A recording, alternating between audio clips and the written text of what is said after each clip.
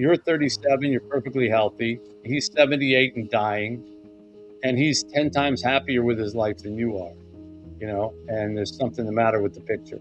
Guilt. I wish I had a better answer, but that was it. Guilt. And, I was not planning to go see him, to be honest. And I just wanted to be bigger and bigger and bigger in that world, that was all I really lived for. If I went around to every single one of these 100,000 people who are roaring and cheering and just look like this big mass of sports humanity, 90% of them would say, I just lost somebody, I'm grieving somebody, I got a bad diagnosis, I'm dealing with this sadness. Taking just makes me feel like I'm dying. Giving makes me feel like I'm living. My voice in today's episode is powered by 11 Labs. Today's conversation is with Mitch Albom. He began as one of the most successful sports columnists in America, but his life changed when he reconnected with his old professor, Morrie Schwartz, who was dying from ALS. That relationship became Tuesdays with Morrie, first a best-selling book and later an Emmy-winning film, reaching millions of people and making Mitch one of the most recognized writers on death, regret, hope, and second chances. His work is simple on the surface, but it touches questions most people spend their lives avoiding. What really matters when time is short? What do we owe the people who shaped us? What does success fail to give us? And what remains when the body, the career, or the life we planned begins to fall away? Mitch, welcome to the show. It's great to be here, Tim. Thanks so much. That's funny that you guys, last time you spoke was 29 years ago. In an airport. Do you remember that, Mitch, or no? I do. It's weird that I do, but when you asked me to be on the program, I said, I remember talking to him. I wasn't sure if it was in an airport, but I remember back in, and I think it was during playing years, wasn't it? Was that 97? He would have just retired, 2 years out. Yeah. But he was announcing games. Maybe that's where getting into writing or something like that, right? Yeah, he was writing and announcing games at that point, and yeah, I think it might have been one of those, hey, can I pick your brain about writing kind of conversations? But it was in an airport. You didn't get much of my brain, I can tell you that. Mitch, I remember we first met in an airport just before the release of Tuesdays with Morrie. Did you have any sense at that moment that the book and your relationship with Morrie would resonate so deeply with millions of people and ultimately change the course of your life? No. When you met me, first of all, nobody wanted to publish Tuesdays with Morrie. It was an idea that I had to pay Morrie's medical bills. I was visiting with him every Tuesday, and we were talking about what's important in life once you really know you're going to die, as he did. And he had told me how in debt he had become for his medical bills because it had been going on for several years, and he didn't have a way to pay it. And he worried that when he died, he was going to leave, his family was going to have to sell the house and leave him with all kinds of debt, and he was going to burden them even after his death. So I got the idea that maybe I didn't have money back then that I could just give him, but I got the idea that maybe I could raise it if I wrote a book. And we went around to publishers all over New York with this idea of an older man talking to a younger guy about what's important in life once he knows he's going to die. And everybody said, no, not interested, boring, you're a sports writer, it's depressing. You name the excuse, they had it. And so I would have given up if it was just something for me. But because it was for somebody else, which is a lesson I've learned, we try harder, I think, when we're doing things for other people. And I kept pushing, and we found a publisher a few weeks before Morrie died who was willing to just give us enough money to cover his medical expenses, so I gave all the money to Morrie. And then when he passed away, I began to write it. So Morrie actually never saw a word of Tuesdays with Morrie, which is an irony in and of itself. And when you met me, the book was about to come out, but they only published they printed 20,000 copies total. That was for like the world. And I thought I would have them in the trunk of my car for the rest of my life, just giving them out to people. Hey, hey, got nothing to do. I got a book for you. So when you ran into me, I not only did I not have any idea what was going to happen, I had no expectations of anything happening. I remember saying to my literary agent, "Do you think this book is going to hurt my sports writing career?" And I said, "Well," and he said, "What do you mean?" And I said, "Well, it's this kind of soft book. We cry and deal with all these, touchy-feely moments. Do you think like football players are going to see me when I walk into the locker room and say, 'Oh yeah, here's a guy who wrote that soft book'?" And he said to me, which I always remember, "I wouldn't worry about it. Nobody's going to read it." You know? that was that was my agent. So um, that's how few expectations we had. And then when it came out, it wasn't like it caught on fire immediately. It's a very, very slow kind of build up, and people started passing it to one another, giving it to one another, sharing with one another, started to get this little buzz. And then things began to happen. I did the Oprah Winfrey program for a couple of minutes, and that got some attention. It got a little bigger. And then eventually in April of the year after the book came out, that's when it went to number one on the New York Times bestseller list, and then it stayed there for several years. Yeah, I don't know if this is 100% accurate, but I just looked it up because you said they printed 20,000 copies, and it says there's over 20 million copies sold today. Yeah. So they missed a few zeros, but Yeah, they just miscalculated a little bit. Yeah. Well, did any people don't know. did anybody from Morrie's family, like, they must have read the book, and did they reach out to you and talk to you about it? Well, Morrie's family was quite small. It was his wife Charlotte and his two sons, and of course they were in on it all along, and they still get the money from the book. So because give all the initial money to him, and then all the money that the book has earned since. I went to Charlotte, his wife, while she was still alive, and said, "I don't know what to do with this money. I didn't write the book for money. So why don't you just take it?" And she said, "Well, I don't want it. I didn't expect it. It's too much." So we just split it. And so half of the money just continues to go to the family. But That's awesome. the two sons are still with us and very much with us, John and Rob. And I mean, they benefited, I think, not only from the financial end of the book, but from seeing that their father's legacy got to live on. I think that's very important to them.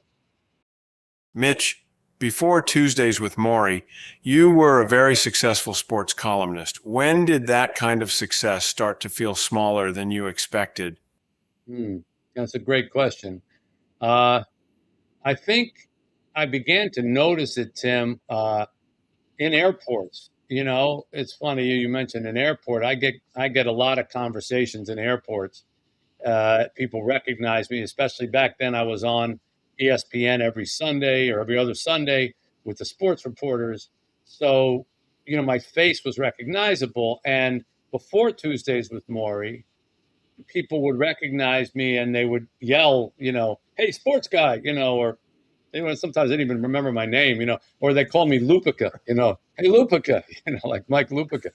Uh, who's going to win the Super Bowl? And, I would just say the Patriots, and I'd just go up the escalator because the answer back then was always the Patriots. And then after Tuesdays with Morrie came out, probably about a year after it came out, I began to notice that people would be greeting me and they'd say, "You're Mitch Albom, right?" And I say, "Yeah." And they'd say, "My mother died of cancer, and the last thing we did was read Tuesdays with Morrie together. Can I talk to you about her?" Or they show me a picture. And that started to happen over and over and over again. And I began to realize, you can't just say Patriots and, go up the escalator. You have to stop and talk to everyone about their grief and about their loss. And I began to see the world much differently. I remember going to a football game after this had happened many, many, many times.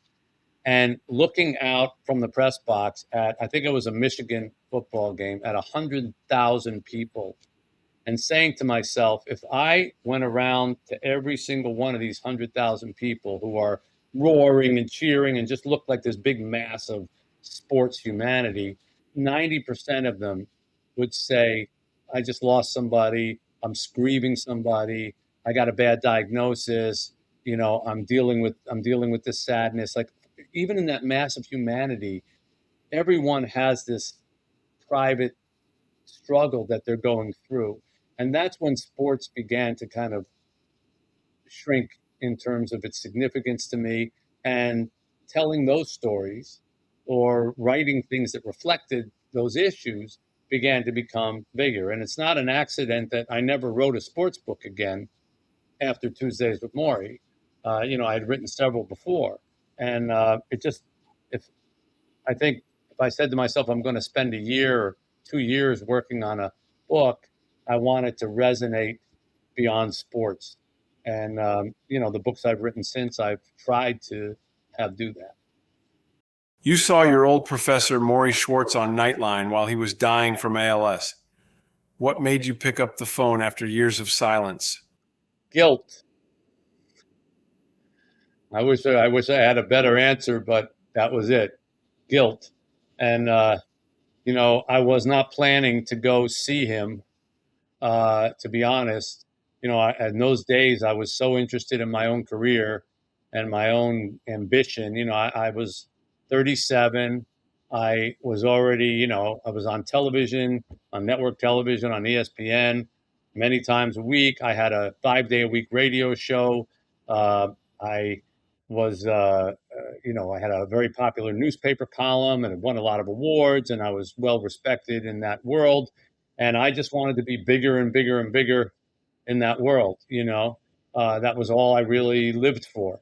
And so when I saw Morrie on the Nightline program, I felt guilty because I hadn't stayed in touch with him. Even though he had asked me to, and we had been very close in college. He wasn't just some professor, that I took a class with. I took every class he offered. I mean, if he offered 8 or 9, I took every one, and then I wrote my honors thesis with him, just so that I could spend the year with him. And so that whole senior year, we met, every week or more than once a week, and we ate lunch together and we palled around. I went to his house, so he was more like an uncle to me, than a teacher. And then, when I graduated, I promised I would stay in touch, and then I went out and I, got so involved with my career that I just didn't. So all of a sudden, I find out that he is dying, and I haven't talked to him in 16 years. So I picked up the phone out of guilt. And I felt very guilty when I dialed his number, and I was nervous about what I was going to say, mostly about apologizing for not speaking to him. And when I was in college, I used to call Morrie Coach, like it was a sports affectation. Hi, Coach. How you doing, Coach? That kind of thing. And I had long since forgotten that. And when I called him, the nurse answered the phone, and then she handed him the phone. And I said, hello, Professor Schwartz. I didn't even call him Morrie. Hello, Professor Schwartz. My name is Mitch Albom. I was a student of yours in the 70s. I don't know if you remember me. And the first thing he said to me was, how come you didn't call me Coach? And so, if I wasn't already tremendously guilty, I then was like covered in guilt. And by the end of the conversation, I was coming to visit him. Guilt is a very powerful motivator. And that's what got me to go the first time to go see him. And then when I saw him in person and we sat and we talked, and he was he was already in a wheelchair. He had trouble lifting like a fork up to his mouth to try to eat. But he never complained about his disease. He just kept talking about all these amazing things that were happening to him in his dying months, and including getting to see me again. That by the end of the meeting, I was saying to myself, you're 37, you're perfectly healthy. He's 78 and dying, and he's 10 times happier with his life than you are, and there's something the matter with the picture.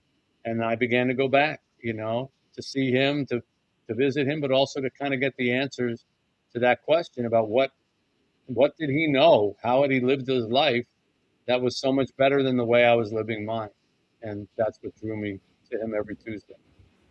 So if guilt is what initially brought you back, at what point did it flip where it went from guilt to where it was like almost like that uncle relationship again?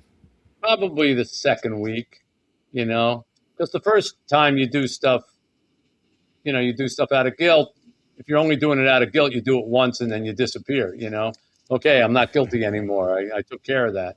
I think by the second week when I came back, and so now it wasn't like, oh, I haven't seen you in so long. Oh, I haven't, what have you been doing? And all. Now it was like, well, here I am again. Because he had said to me, well, I remember he said at the end of our first meeting, it was a Tuesday. And he said, do you remember that you used to come see me when you did your honors thesis on Tuesdays? And I said, no, I didn't remember that. Why would I remember that? And he said, we're Tuesday people, me and you. And I said, okay, we're Tuesday people. And he said, so will you come back next Tuesday? And, I think I said, sure, and then out of guilt, probably again. And then I realized when the next Tuesday came around, like, I had to keep my promise. And so I went, and this time it wasn't, oh my God, I've never seen anybody with ALS before, or, oh, what have you been doing? We just began to talk. And I started asking him, how he felt about things, how he was viewing life. And it just went for hours. We were just talking, and I kind of felt him like, and Troy, that I don't know if you can relate to this, but like when you go back and see an old teacher of yours who you only knew as a teacher, you start to feel like a student again. Like you almost feel like you're in the desk, and you're taking notes. It's just, I find that that's the relationship you have with old teachers, old rabbis, or old priests. Like you're never on their level. You're always the student, And I kind of went back to being a student, and I realized, like, at that point in my life, I was so cocky about myself that I wasn't really listening to anybody teach me anything. And then all of a sudden, I was like back in that role, and I realized, you have a lot to learn, and it's humbling. And I think I liked it, and I just kept going back every Tuesday and all the Tuesdays he had left in his life. I am now living with ALS, and you watched Morrie living with it years ago. What did Morrie teach you that people often miss when they look at someone with this disease? Well, first of all, Morrie would say, when he wanted people to come visit him, pay no attention to my body. That's not me. That's the carton I was shipped in. If you want to do something for me, look in my eyes. I'm still here. Don't treat me like I'm dead. Don't treat me like, I'm worn out. People would come in and they would, talk to him like baby talk, or yell, as if his ears didn't work, or hi, Morrie. It's like, okay, it's not an ear disease, and I think he made that point to a lot of people, that my brain still works, my brain's fine. Treat me like I'm here. Talk to me like I'm here. Talk to me like you always would, and stop concerning yourself with the body. The body doesn't make the soul. So that was a probably single biggest first lesson that he taught to people about. We've talked about it on here, but that's happened not all the time, less now, but especially in the beginning when people would see my dad, they'd be like, they'd be sitting there just like this, Mitch, like the three of us talking, and they'd be like, can Tim hear me? I'm like, yes, he can hear you. He's been responding to you this whole time. Yes, he can hear you. Anyways, yeah.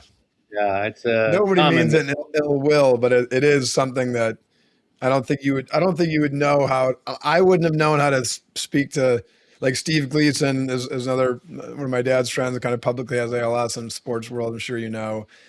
the first time I met him, I had already communicated with my dad for years with ALS. If the first time I'd met him, my dad didn't have ALS, I would have been very unsure of what to do or how to act or what to say. But then I think it's most of the time, 99.9% of the time, it's not the person's fault. They just don't know. No, it's not, and there's no reason to make anybody feel bad about it. But Morrie was very disarming, and of course he was blessed in a certain way. He kept his voice really until the end, so he was able to communicate with people, which was very important for him, because for him not to talk, I mean, that was all Morrie was. He was all talk, and he would disarm you, very quickly. Like if you came in, I remember like the second time I was there, he said, when I pee, I have to pee into a beaker, and he said, do you want to hold it? I was like, no, I don't want to hold it. And he said, all right, well, if you don't want to now, maybe you will a little later or something. I mean, he said, there's nothing bad about it, but if you don't want to, it's okay. But he said, it's right there, like the beaker's right there. So he brought it all right down to, right in front of you. He wasn't embarrassed by it. And so he tried to make you not embarrassed by it. And I think that's important, because that is a mistake that people don't understand about ALS, that it robs your body and your muscles, your joints, your brain from sending signals to your body, but not your brain itself. So your thinking is fine, And I've had so much contact with ALS patients since then, including Augie Nieto. I don't know if you're familiar with Augie's story. Augie was the guy who created Life Fitness, the fitness company that makes bicycles and Stairmasters and all that. That anytime you go into a gym, you see Life Fitness. So he started that. It became a multi-millionaire, and got ALS when he was 48 years old, and basically devoted his life from that point forward to trying to find a cure to ALS by creating a company called Augie's Quest. And he ran it like a company, paid people well, whatever. But it had one product that was, a drug or whatever to fight ALS. And he had a whole research team, whatever, and raised millions and millions and millions of dollars and devoted it. And they've done great things. I mean, they've helped develop a lot of the research that's going on ALS, and even a medication that's in trial. But Augie he had a tracheotomy, and Augie had the thing with where he would work a trackball with his toe, or blinking, and he would be able to make letters, and then the letters on the screen would then turn to a voice. And it's astounding, when you witness it and realize, like, wait a minute, why am I so caught up with, the way someone looks from the outside? He was making dirty jokes on his screen, and it's like, well, there's nothing the matter with him. And so I think people who, see that a lot understand how to communicate with someone who has ALS, but you certainly can't blame them for not knowing, because it's still not that common a disease, and people are uncomfortable sometimes. You just have to make them comfortable. When Morrie's body was failing, he still seemed to be teaching. Did that change what you thought strength looked like? I think a lot of what Morrie did changed what I thought strength looked like, especially someone who, wrote about sports for a living. So your perception of strength has to do with muscles, and who hits the hardest, and, what boxer can knock somebody out, and what football player can bench press 450 pounds. You're constantly around the physical when you're a sports writer. You're constantly in the company of these Adonis-like bodies, all of whom could crush you. I'm not tall at all, and I'm always the shortest guy in these locker rooms, and your perception of somebody being strong is from your eyes, and then when you see what Morrie and people like yourself, Tim, and others, what they endure on a daily basis just to get up to the same level as we, those who are blessed to have good health, wake up with, um, and do it with a certain joy and a certain optimism. Um, that is strength that dwarfs physical strength. That's emotional and mental strength that Morrie had, and so have so many others who are dealing with ALS. And I appreciate it. I have admiration for it, and I am greatly aware of it. Greatly aware of it. That strength also exposed your own life. When you first visited Morrie again, was there something about your own life that you were embarrassed for him to see? Yeah, I mean, I think I was embarrassed at how materialistic I had become. Not so much money. I was still pretty much dressed like I dress now and drive fancy cars or anything like that. But I was ambitious. I think maybe ambitious more than materialistic. And how so much of my life was just about my work and what I was accomplishing at work and my reputation and my celebrity. And I tried not to even talk about it because I could see he wasn't very impressed with it. But privately, I was sort of embarrassed that those things had become so important to me, um, and were of such little interest to him. Uh, when somebody you admire doesn't admire the things that you think are important, you start to feel embarrassed. That's a good word, and almost like you don't talk about them. Um, and Yeah, I was a little embarrassed that um, he asked me about my relationship with my wife, and I had dated her for 7 years before we got married, and I think I was a little embarrassed at how long it took me to make a commitment. We had just gotten married, or it was right around that time. I think actually the first time I saw Maury, we weren't married yet. Um, and He was saying, "Well, how long did you go out with her?" And I said, "Well, 7 years." And 7 years, it took you that long to make up your mind. So I was a little embarrassed by that too. Uh, but I think we're always embarrassed in front of our old teachers. We always feel like we're inadequate. So I guess it wasn't that unusual. Before writing became your life, you wanted to be a musician. When did you realize that dream might not become your future? I think I was a songwriter and budding musician in New York, and I would go around to record companies and try to get them to buy my songs or buy my demos and things like that. And one time I went to I forget which company it was, and I had this tape of a song that I had written and recorded. I was really proud of it. And I finally got into the guy's office. I sat down and he said, all right, he said, let's hear it. And he put it on his tape recorder. And right when he hit play, his phone rang. And he picked up the phone. He started talking the whole time, conversation, talking, talking, talking. And the song finished. He was still on the phone. And then finally he hangs up the phone. He just looks at me and says, nah, man, I don't hear it. And I thought, oh my God, this is what I'm up against. Maybe this isn't going to work. So I didn't really have a moment where it's like, that's it, I quit. It was more like I was in New York and I was still working in the music business at night, playing in clubs and things like that and trying to go to record companies during the day. But I had a lot of time free during the day.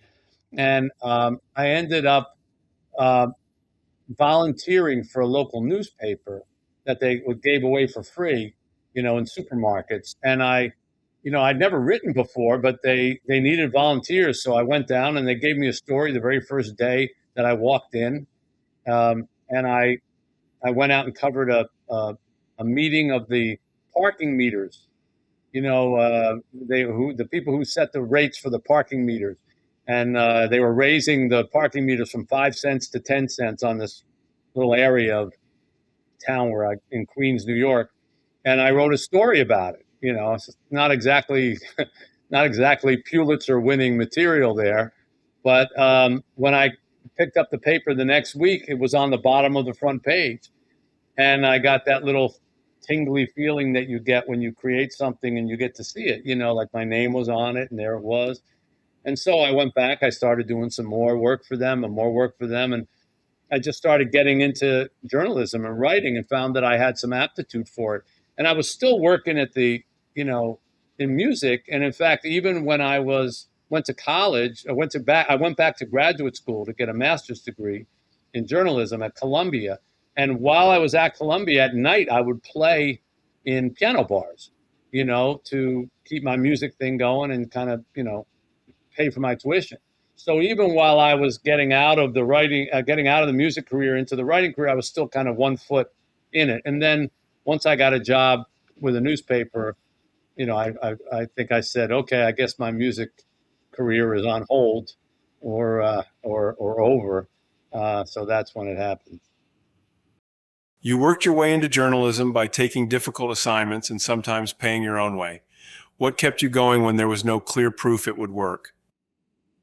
Youth, I would say. When you're young, you just kind of believe that, things are going to work out. And I did pay my own way on a lot of assignments. I found that what I would do is I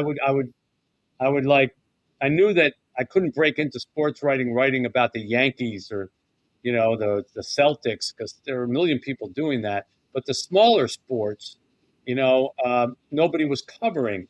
And when I was starting to get into sports writing, it was the Olympics were coming around in 1984, the Summer and Winter Olympics. And so I saw that newspapers were interested in stories about local people, local athletes who were going to go to the Olympics. So I ended up sending myself over to Europe on Air Luxembourg. I remember flew into Luxembourg from New York. And I went down kind of to places where they had like luge or ski jumping or cross country skiing, sports that nobody really wrote a lot about. And I read up on them, and I found like different people who were in those sports. Let's say there was a guy who was a great cross country skier from Baltimore. So I would be over there, and then I would contact the Baltimore Sun and say, hey, I'm a freelance journalist and I'm in Europe, and your guy from Baltimore is competing here to try to make the Olympic team. Would you like a story about him? And, a lot of times they'd say, well, okay, if you want to write it, we'll take a look at it. And if we like it, we'll buy it, because they weren't going to send somebody all the way over to, Germany or Switzerland or something like that to try to, get a story on that. So I was there. So, I didn't tell them that I paid my way over there, and I was trying to get these jobs just to try to pay my ticket to come back home. But I would get a lot of stories that way, and I developed a certain confidence in well, if they won't buy it, I'll try somebody else. And like I say, when you're young, nobody's depending on you. You don't have kids, so you just kind of keep pushing and hoping that you're going to get somewhere. And in the end, that's sort of what got me my job, was having done all those little stories, and was able to collect them and put them into a portfolio, and eventually got hired by a newspaper because of all those freelance stories that I did. You spent years around famous athletes, big games, and public pressure. What did that world teach you about insecurity? What did it teach me about insecurity? Wow. Well, I think it probably taught me several things about insecurity. One, that nobody is above it. And, there are many athletes in those critical moments that have a a wave of insecurity and cannot execute the way that they thought that they could, um, because of that insecurity. I've always found that you can kind of tell a team when they're like in the playoffs, whether they really believe they're supposed to win or whether they just feel like they're lucky to be there. And the teams that kind of believe that they're supposed to win, they can be down in the fourth quarter of whatever it is, and they're going to find their way back.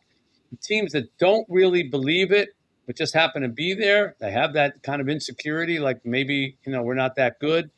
They'll take a lead at halftime or even the third quarter, but they'll give it up in the fourth quarter.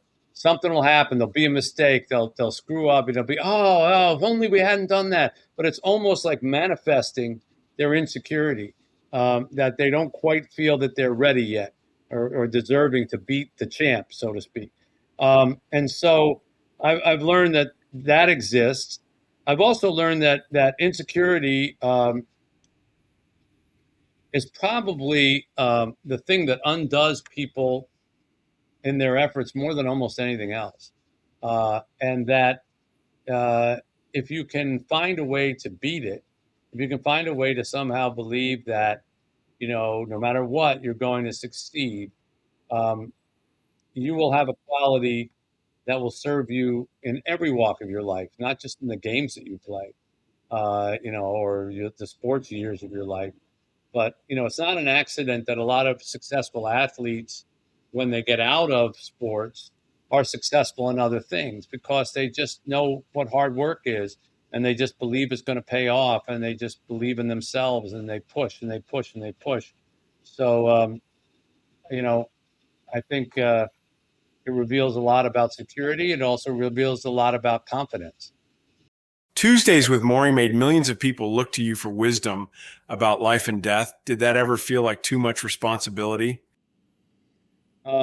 It did, and it does, even to this day. I remember when the book came out.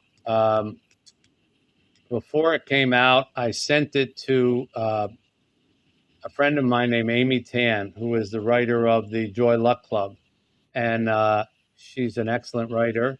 And I sent the book to her, and I said, "Hey, Amy, I've never written a book like this. Can you tell me if it's any good?" And she read it, and she sent me back a note, and she said, "Okay, I got two things to say to you. One, this book is really good, and it's going to be more popular than you probably think. And number two, you're about to become everybody's rabbi." And I didn't know what that meant at the time, but now I do. The amount of sad stories, grieving stories, illness stories, death stories that I have heard in my life is probably, on a par with like a priest or a rabbi, because a lot of people just feel like I will understand it or I have something to say about it, wise. I have some philosophy about it that they want to tap into. And, on the one hand, it's a tremendous responsibility, and I'm blessed that people trust me to do it. On the other hand, it can really it can weigh on your head, and there was a time where I had to kind of pull back from it because I just kept becoming very health worried, because I'd heard about every disease that there is, not just ALS. I mean, you name it, I heard about it. It got to the point like every time I had a shoulder ache or a stomach ache or whatever, I thought, oh my God, I must have this or that because I'd heard stories like that. And so, it added up.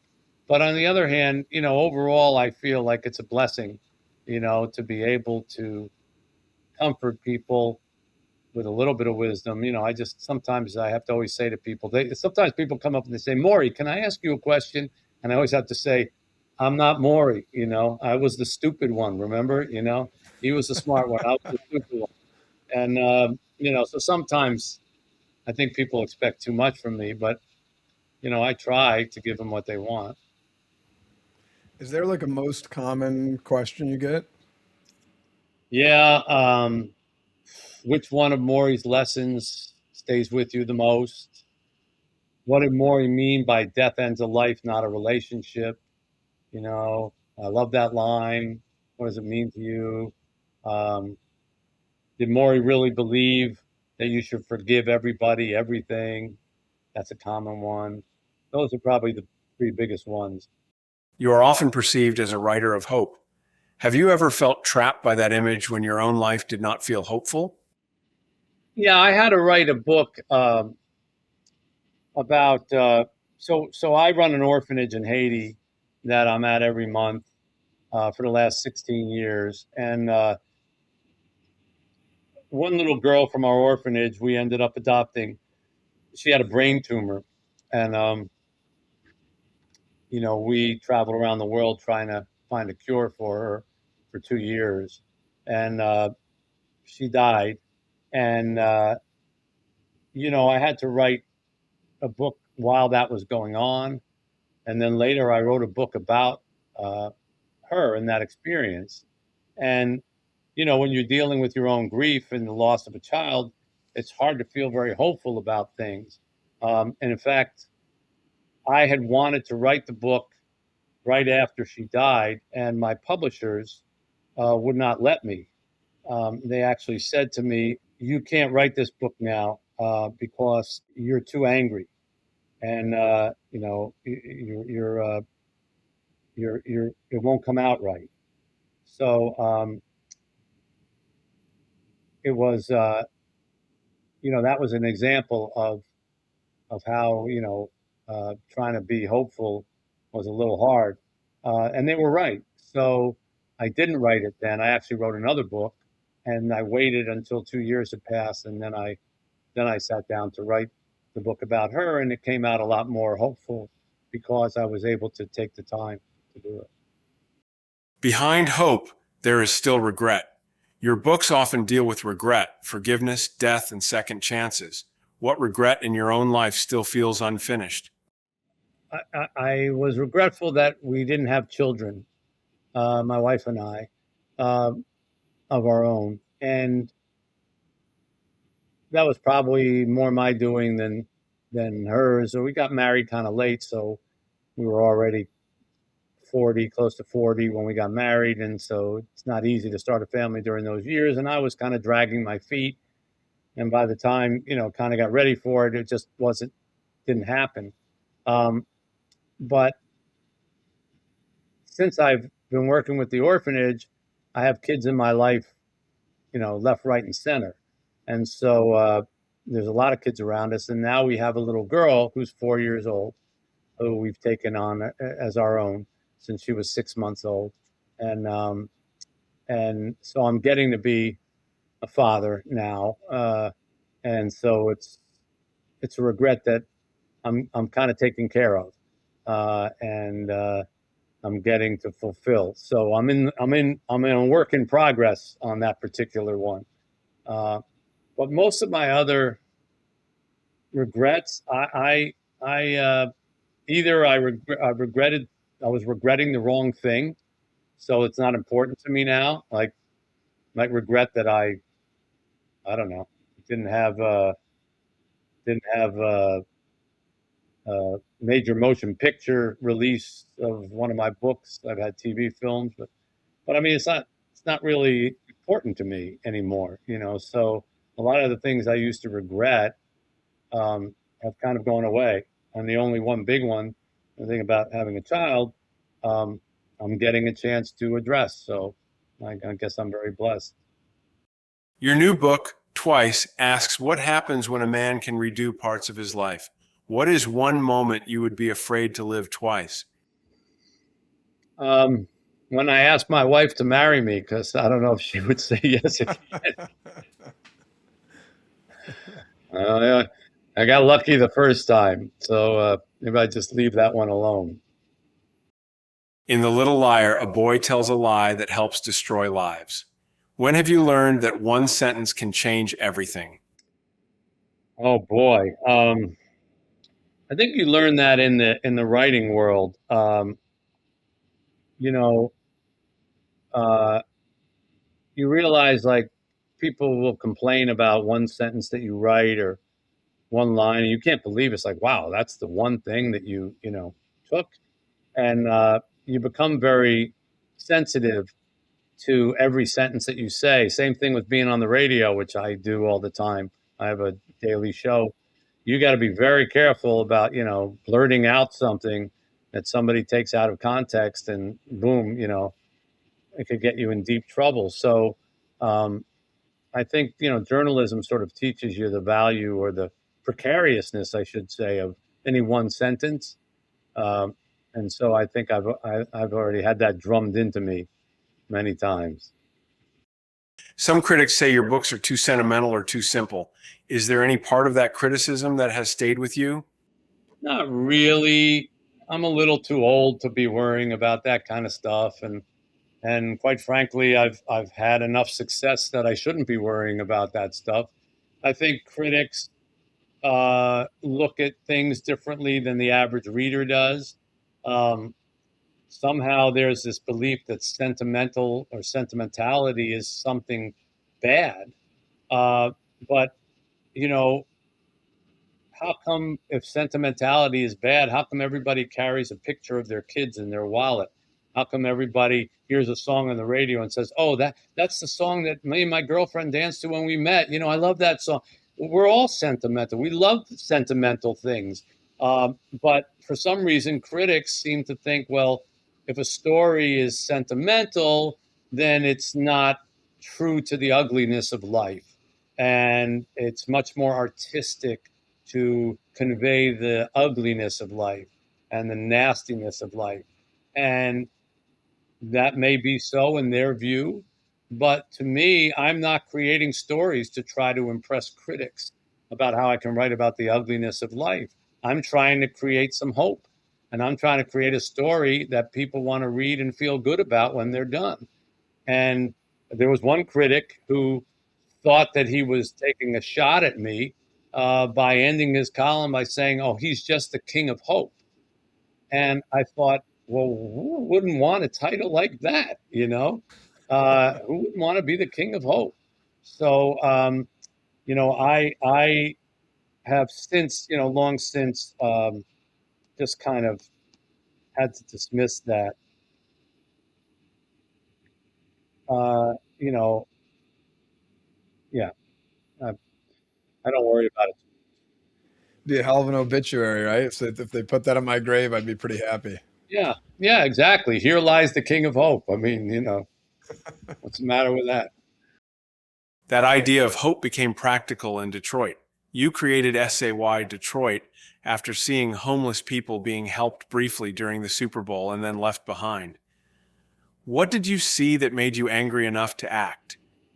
We had the Super Bowl here in Detroit, and during that week, I saw a story that said that there was going to be a party, a Super Bowl party for the homeless, and I didn't understand what that was. So I went and investigated, and it turned out what it was a euphemism, basically, for the plan to gather up all the homeless people off the streets of Detroit, and so that they wouldn't bother the customers who were here for the Super Bowl, and put them in a shelter, and then on Monday morning, kick them back out into the snow.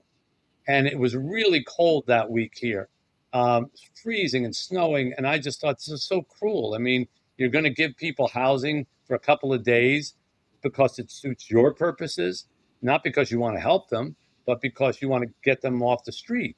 And on Monday, you're going to go, okay, everybody back into the street. I just thought that was cruel. And so I went down to a shelter. I spent the night there, and I wrote a story about what it was like, to spend a night at a shelter and how this isn't something that you just give somebody and take it away. And while I was down there, I was waiting online for the meal, and this guy in front of me turns around and looks me over. He looks me up and down. He says, "Aren't you Mitch Albom?" And I said, "Yeah." And then he looks me up and down again. He says, "So what happened to you?" And I laughed, And then I realized, wow, that's a perfectly legitimate question. I'm sure he never expected to be on that line. And what happened to you? And it just reminded me how we're all just a couple of bad events away from something like that. We think we aren't, but we are. And so I wrote a story, and I was trying to raise money, $60,000, which is what it would have cost to keep everybody in the homeless shelters until April, when the weather warmed up. And I wrote a column about that, and I put this story about this guy talking to me in it. And within a week, I had over $300,000 that people had sent in, just $10, $20, here or there. And I started Say Detroit with that money, uh, called Super All Year Detroit. That's the Say instead of Super One Weekend, Say Detroit. And now it's 20 years later.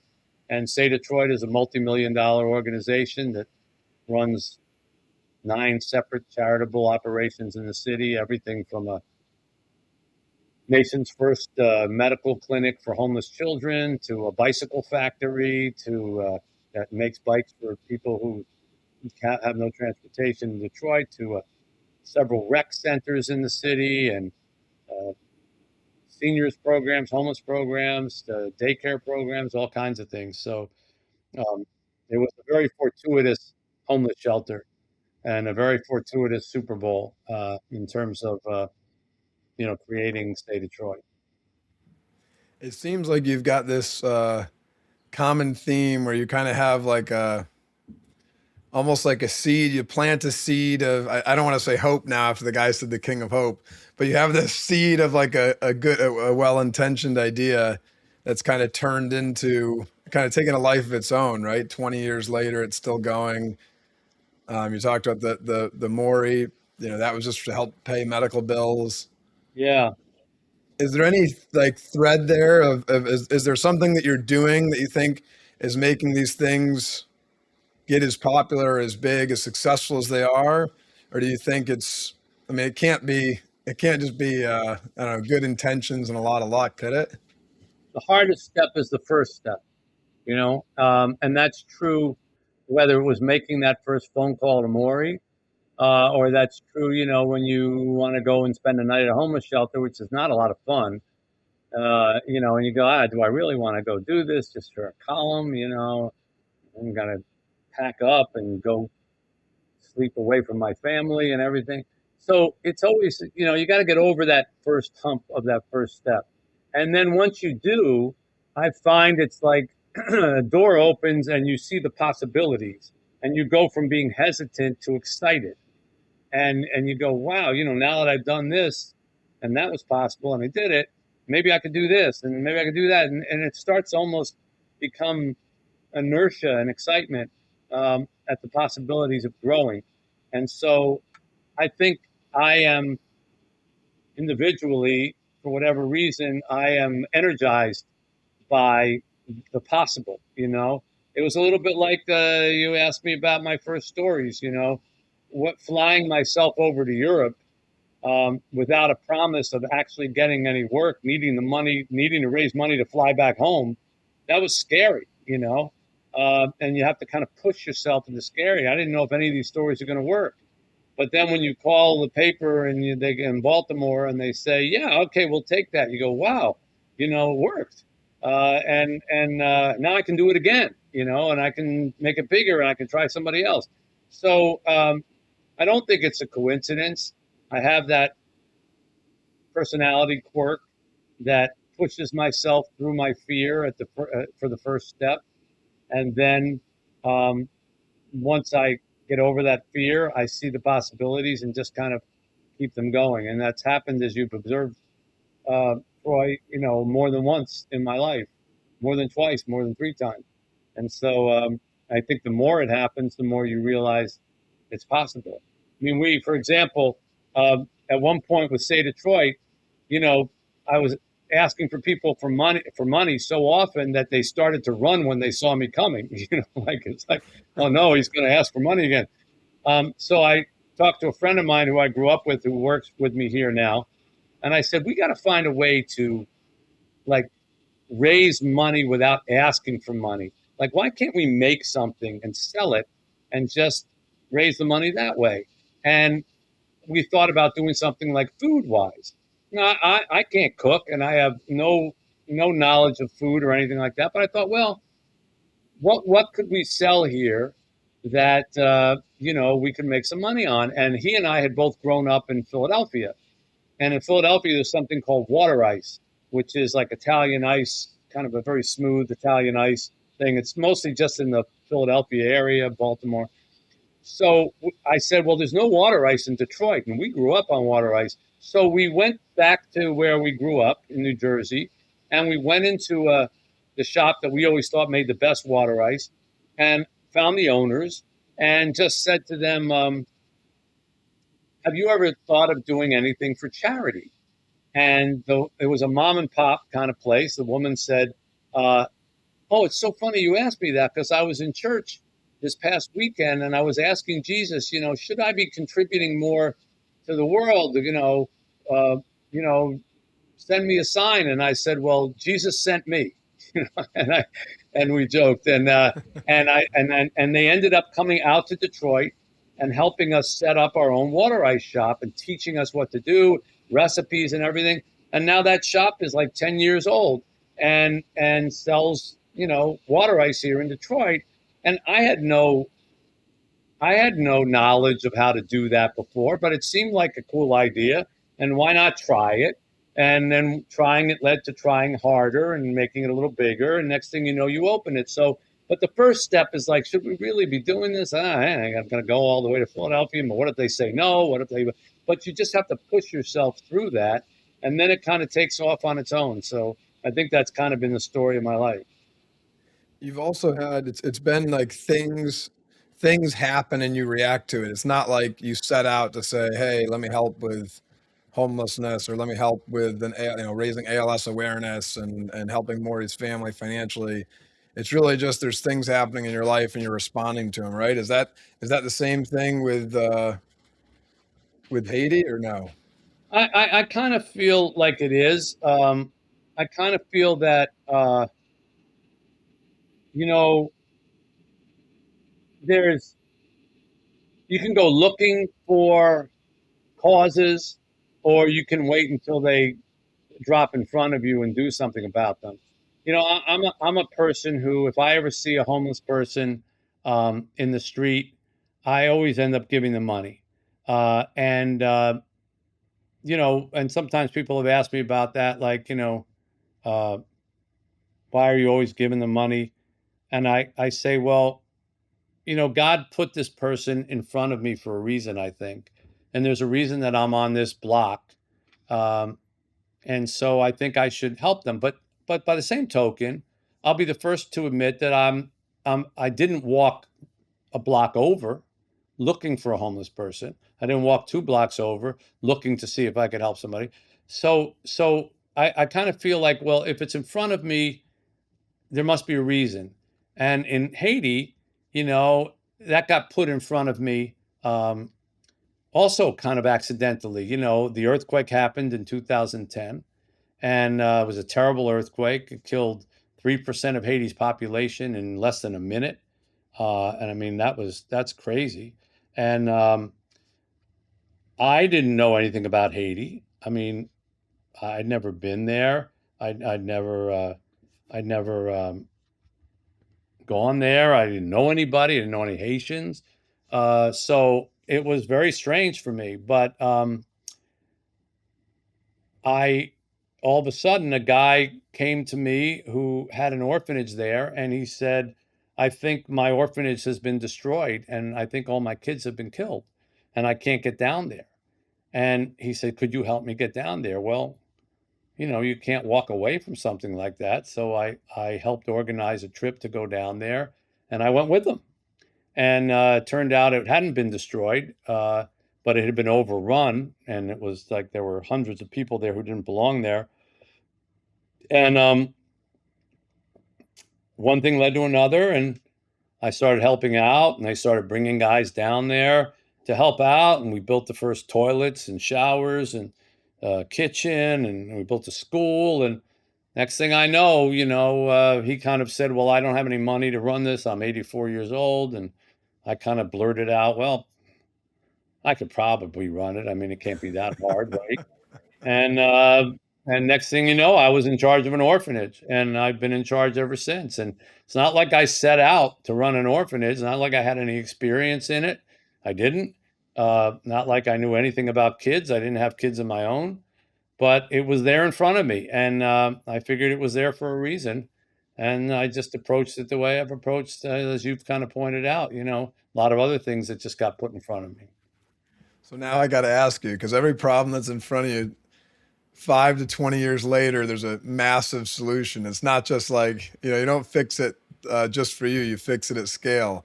Is there a new problem that's going on that you're kind of starting out that you think could, who knows, maybe one day it turns into, something like Um, that? I would say, that's more right now in my life. That's raising our daughter. That's a lifelong challenge now. She's only 4, and I need to be there for her for a long time. So that's my biggest challenge: is stay healthy and raise her, and give her the life that she deserves. So it's a little smaller scale on the one hand, and on the other hand, it's quite large. As I was going to say, in some ways it's even bigger, but Yeah, that's right. In some ways, it's even bigger. Yeah.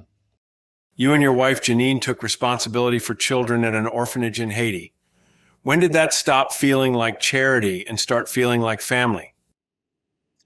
I think probably the second or third visit, when I went down there, and the kids started mobbing me when I got out of the car, um, and which surprised me, and it's continued ever since. Every visit that I go, when I get out of the car, and the kids see me, they come running up the hill and jump on me, and I think I think the first time that happened, um, I said, "Okay, this is um, a little more family and a little less responsibility." Yeah, for sure. I have found a lot of strength through faith in Jesus, and I am always interested in how others think about it. In your own life, when has faith felt closest, and when has it felt hardest? Well, closest, I would say, I've had some medical issues, and that I certainly prayed about, and spent a lot of time talking to God about helping me, and and I was helped. Um, I think the hardest was when we lost our little girl, and I I could not understand, um, how there could be a God, uh, who would take a 7-year-old. You know, what had she done? Why why would she need to be taken? And I had a lot of issues with God at that point. But a couple years later, was able to sort of turn it around to look at it as, well, the question shouldn't be, why did God take our 7-year-old? The question probably should be, why did God give us her in the first place? We were already in our 50s, late 50s, um, and didn't have children of our own. And all of a sudden, we were blessed to have this amazing little girl for 2 years. We got to be her parents, and who gets that at that age? So I stopped looking at it as a child was taken from us, and looked at it more as she was given to us, and I was able to sort of resolve my issue with God, on that one. But yeah, I mean, there have been faith is a big part of my life, and I've written about it. I've written books about it, um, and it guides me at a lot of very important moments. Before we close, I always ask our guests to brag about their family for a minute. Mitch, please go ahead. My family is quite large and not typical in that I consider my family all of my kids in Haiti. And so I have about 80 kids, and a number of them are up here, and they are in college. And I have 2 that are in medical school. I have about 16 more that are in college. I've got dozens more that are going through school in Haiti, uh, who are doing amazingly well considering it's the second poorest country on earth. Um, and I've got an amazing 4-year-old daughter who is just stunning in her humility and her humor, and her backflips. And she likes to watch Paddington Bear every night before she goes to bed. We watch one episode since he's got very good manners because he's British, so I'm okay with that. And she wakes up every morning and comes and runs to me and says, "Good morning, Daddy. I love you." And that basically gives me reason to be alive. So yeah, that's my bragging. Now on to our final word segment, where we ask our guests a few rapid fire questions. What was the happiest moment in your life? Well, there's been 2. My wedding day and the day that little Nadi came into our lives, our daughter. What is the biggest adversity you've faced? Without going into details, I had some health issues. What are you most excited about? I'm excited to just be around and watch my little girl grow up. I'm waiting for the daddy-daughter dance thing to kick in. That one. What advice would you give your younger self? Slow down. Success and ambition is not what you think it is. And family is far more important than you are giving it credit for. Younger version. Do you have any book recommendations for us or for the listeners? Well, you can read any of my books. I'd be flattered. Certainly Tuesdays with Morrie, if you're following this podcast. And as far as other books, there's a wonderful book I love called Gilead by Marilyn Robinson. It's just a wonderful story about faith and an old man writing a letter to his very, very young son. And that's great read, great writing. The name of our podcast is Nothing Left Unsaid. Do you have anything you want to say? I think the biggest lesson that I learned from Morrie came from watching how he reacted to people who came in and tried to cheer him up. And they would try to tell him stories and make him laugh and try to forget that his illness. And within a minute or two, he'd be asking them questions about their life and their things. And they'd end up breaking down in tears and talking about their divorce and their love life and their job and their this and that. And they would always say, "I didn't get it. I went in to try to cheer him up, but he ended up cheering me up." And I asked him why he did that. And he said, I said, "Why don't you just accept the sympathy? You know, you have ALS, you know, it's a tough disease. Why don't you just let people feel sorry for you?" And he said, "Well, why would I ever take from people like that, Mitch? Taking just makes me feel like I'm dying. Giving makes me feel like I'm living." And I've never forgotten that sentence. And it's an easy one to remember because it rhymes. And giving really is living. And in Morrie's final months, he felt most alive when he was giving to somebody else. And I find that that's to be true in everyday life. And that's certainly true of my life. When I stopped taking so much and began giving more, I felt way more alive. I never sleep better than when I sleep down in Haiti at an orphanage in the second poorest country in the world, because I know that I'm waking up to something that matters, and I'm going to sleep to something that matters, and I'm giving. And so I highly recommend that little piece of advice from Morrie. Awesome.